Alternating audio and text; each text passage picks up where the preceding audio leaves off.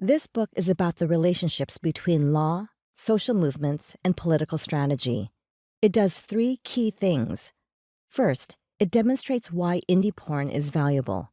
It documents its liberatory promises, its aspirations to democratize the kind of content we see, visions to pioneer more ethical production practices, and desires to change our relationships not only to sex, but also to media, society, and capitalism. Second, it argues that in order to build just and equitable sexual cultures, we need to overhaul the international regulatory infrastructure that governs sex and create enabling economic, technological, and legal environments. For independent sexual media to thrive, we require a reassessment of how classifiers understand risk, how platforms conceptualize harm, how businesses extract labor, and how governments value pleasure. Third, it examines the creative strategies of the indie porn movement to resist dominant structures, generate alternative cultures, and build liberatory futures.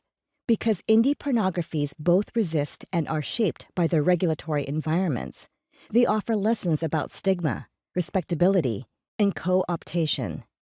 In the chapters to come, I argue that watching, listening, and paying attention to indie pornographies tells us at once about the dangerous functions of neoliberal regulatory systems, but also about the creative tactics and strategies of social movements that deliberately and provocatively butt up against them.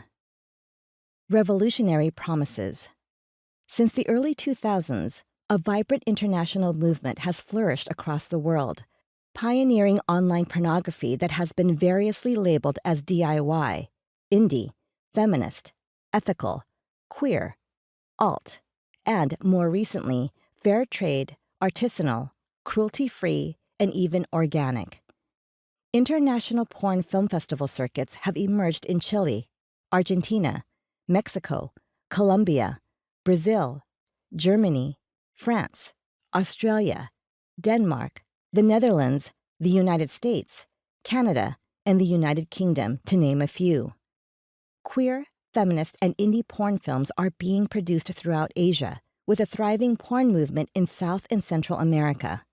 Chinese artists such as Fan Popo, whose film series The Hutong Vibe was billed as Beijing's first queer feminist porn, have relocated to Berlin to produce and screen their work. As technologies are becoming increasingly affordable and intuitive, producers are taking up the charge of various feminist pornographers. Candida Royale, who established Femme Productions in the 1980s, insisted that women must take control of the reins of production. Annie Sprinkle, who pioneered post-porn modernism, mixing sex, art, and activism, famously asserted, "The answer to bad porn isn't no porn, it's better porn."